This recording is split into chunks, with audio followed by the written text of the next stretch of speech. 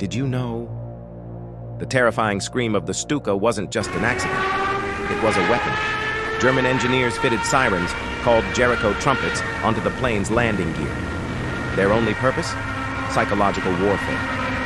As the Stuka dove, the sirens howled, creating a sound so terrifying it could break morale before the bomb even hit. Civilians and soldiers alike often froze or fled in panic. But by 1943, the Stuka's once feared design had become a weakness. It was slow, outdated, and easy prey for faster Allied fighters. Still, its legacy lived on, not in firepower, but in fear. Please like and subscribe.